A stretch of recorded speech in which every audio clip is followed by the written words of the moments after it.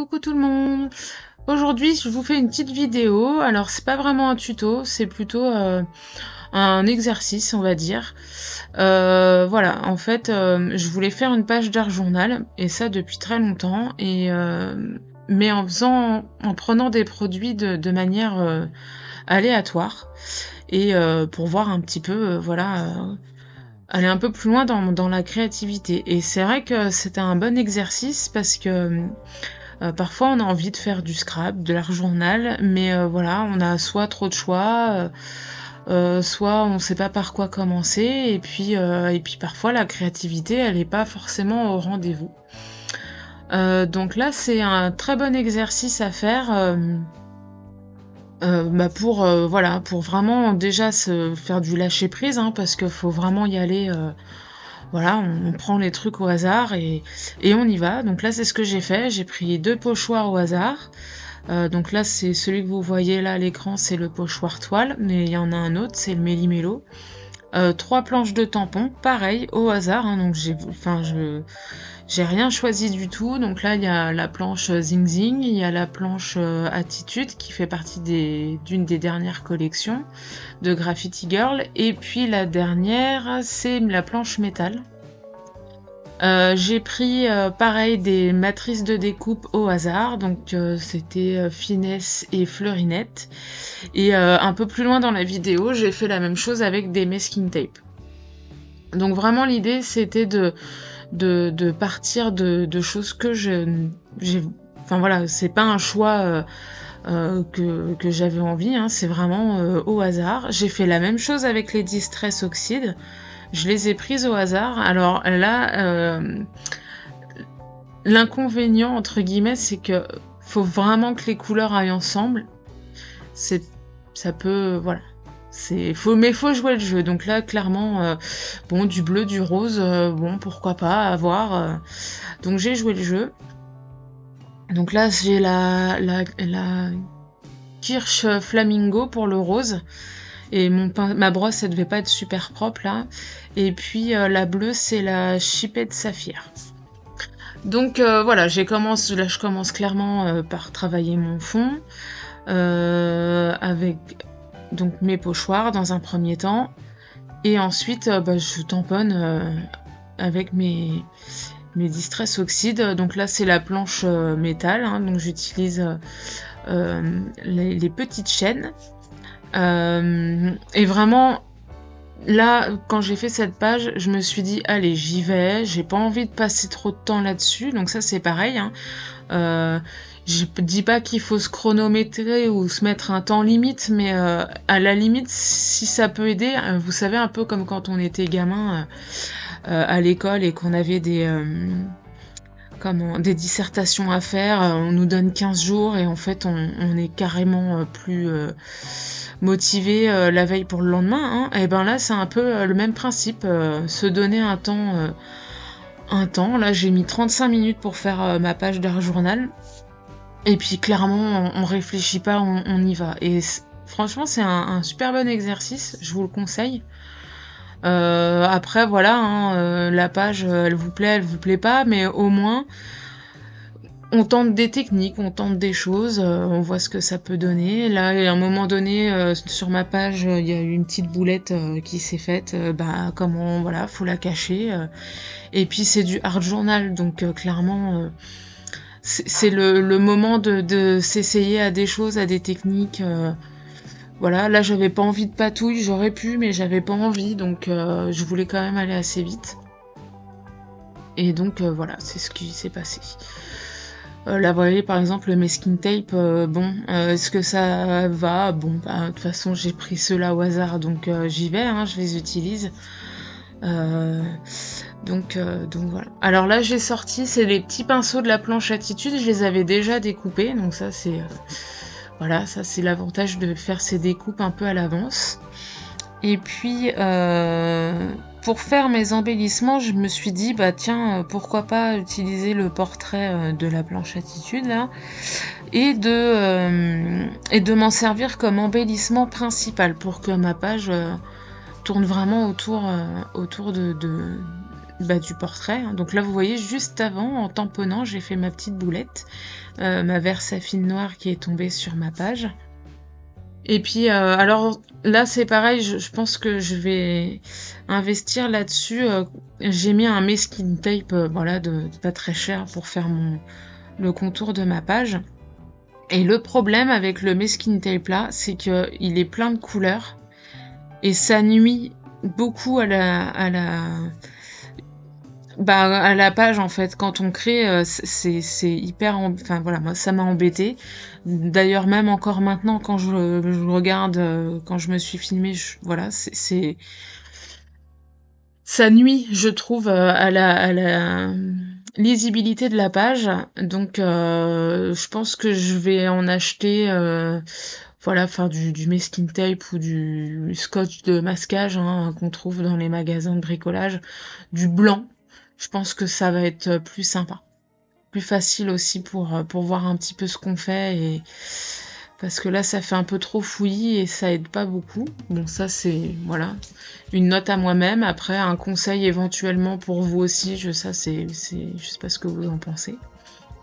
D'ailleurs voilà, du coup ça m'embête tellement que je l'ai enlevé là, j'ai fait mon petit contour noir au feutre et puis j'enlève parce que ouais ça me plaisait pas. Donc déjà là, ça me va un peu mieux. Donc j'utilise le portrait pour cacher un petit peu la misère là sur mon petit coin de page. Forcément, je vais le mettre là, sinon c'est pas joli. Et puis je fais une colorisation assez rapide des pinceaux et du portrait.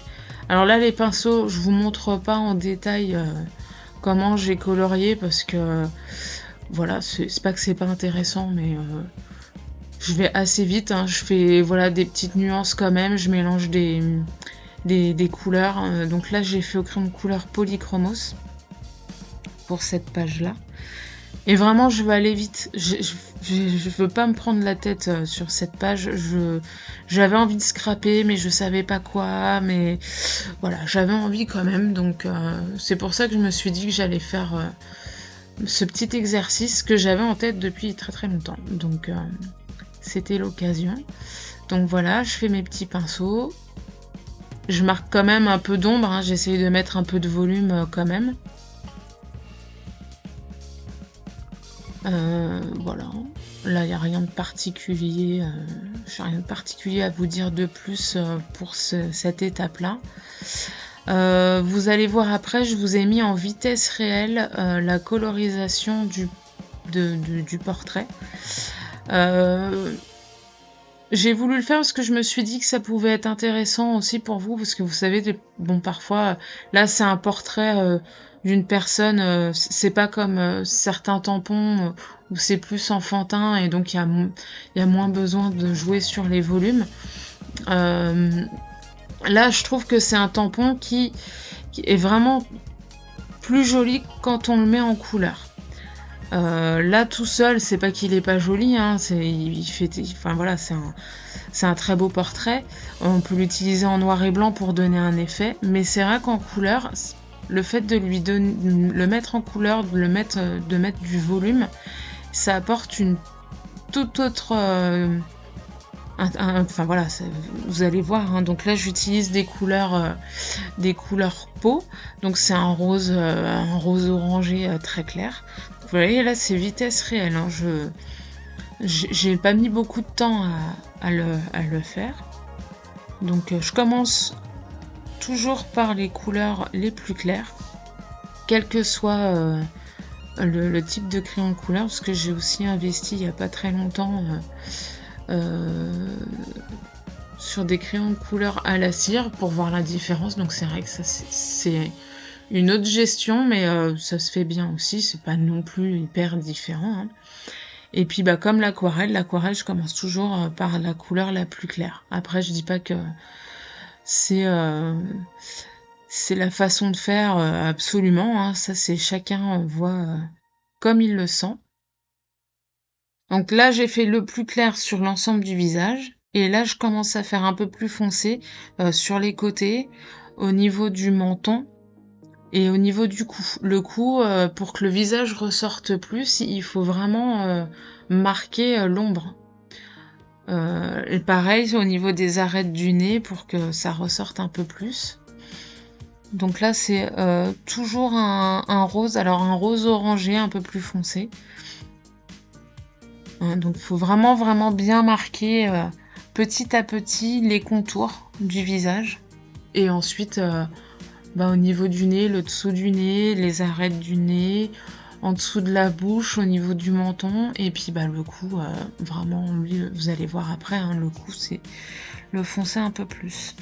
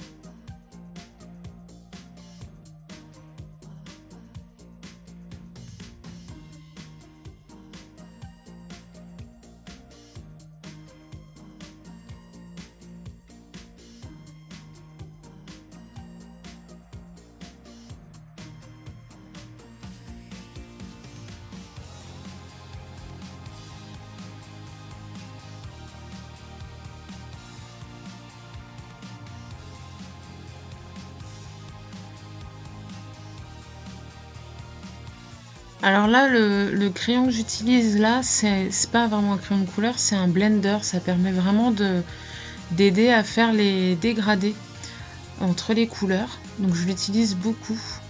Et je m'en suis même racheté un pour mes crayons à la cire. Voilà, j'ai des trousses différentes, mais je me dis que si jamais j'en prends une avec moi et qu'il n'y a pas les fameux blenders, je vais être embêtée. Donc du coup, chaque type de crayon a son blender. Et c'est vrai que ça marche très très bien pour faire les dégradés, c'est assez pratique. Bon après c'est pas obligatoire, hein, on peut très bien s'en passer, mais bon, j'ai testé, j'ai bien aimé. Du coup j'ai acheté la même chose pour les crayons à la cire. Alors je crois que là j'ai terminé, ou je fonce peut-être encore un petit peu sur les côtés, je sais plus. Mais déjà ça met tout de suite, ouais voilà, je fonce un peu. Ça met tout de suite plus de volume au visage. Et j'ai fait que ça, enfin j'ai aussi colorisé la petite fleur qui est dans les cheveux. Mais voilà, c'est la mise en couleur s'arrêtera là pour, euh, pour ce tamponnage.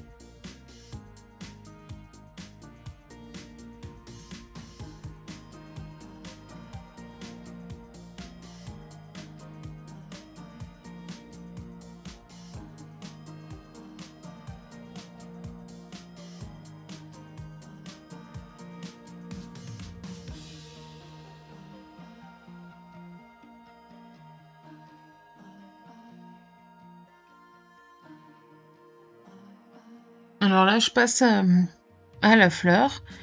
Donc j'ai choisi de la faire jaune parce que voilà, je voulais une petite couleur qui ressorte un peu plus. J'ai pas choisi, enfin si j'ai choisi justement les couleurs pour ma colorisation, mais je les ai pas pris au hasard comme pour le reste de ma page d'art journal. Mais voilà, je voulais un petit peu quelque chose qui ressorte, qui est pas trop non plus les mêmes couleurs. Donc j'ai voulu un effet jaune, plutôt or avec mes dégradés sur cette fleur. Donc voilà, j'ai pris un jaune, un beige, alors je sais plus les noms, des polychromos que j'ai utilisés. Bon, ça a pas vraiment d'importance et donc voilà, hop, je fais mon petit mélange avec mon petit crayon blender, pour que mes dégradés se fassent bien. Et puis voilà, on arrive à la fin de ma petite colorisation. Donc là, le blender, c'est vraiment pas quelque chose d'indispensable, mais je trouve que c'est quand même un produit assez intéressant. Ça permet quand même de bien lisser les pigments des crayons de couleur, que ce soit ceux à l'huile, comme les polychromos ici, ou des crayons de couleur à la cire. Mais voilà, après, comme pour tout, hein, que ce soit l'aquarelle, que ce soit les crayons de couleur, la peinture acrylique, tout est une question de feeling. Il n'y a pas non plus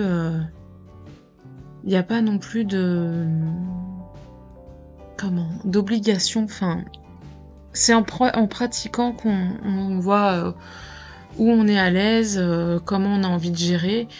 Il y a des petites choses à savoir quand même, mais après, est-ce qu'il y a vraiment des règles à respecter? Ça, c'est... Voilà, chacun voit comme il a envie. Maintenant, moi, je sais que quand je colorie, quel que soit le médium que j'utilise, j'aime bien partir du plus clair au plus foncé. Parce que le plus clair, si on se rate, il y a toujours moyen de se rattraper. Enfin voilà, par contre, quand on a bien foncé quelque chose, c'est plus compliqué de revenir en arrière.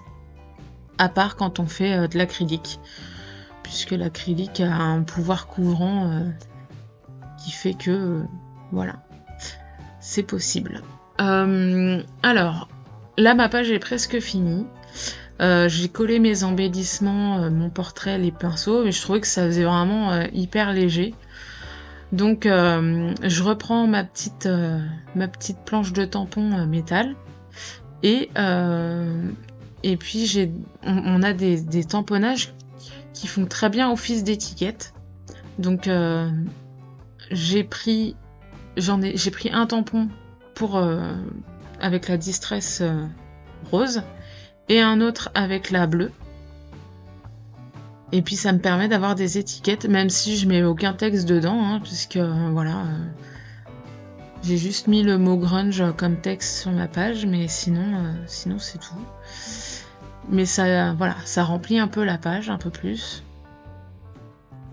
Là, j'ai choisi de pas évider l'étiquette là. J'aurais pu, hein, ça fait un cadre.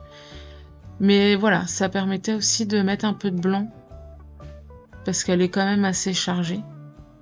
Et Minou, il était pas dans les trucs pris au hasard, mais je peux pas ne pas mettre Minou sur une page.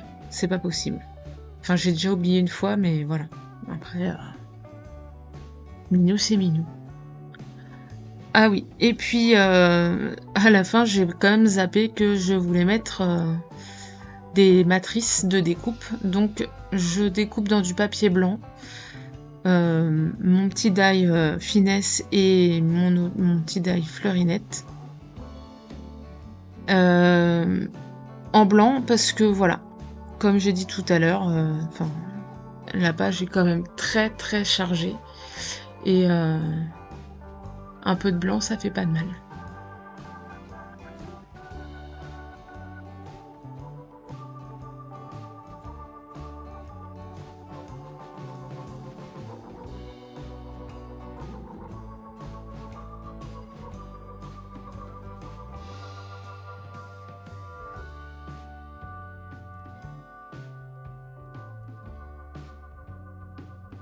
Donc là, vous voyez, c'est une petite page qui est rapide. C'est un exercice, franchement, qui est sympa à faire.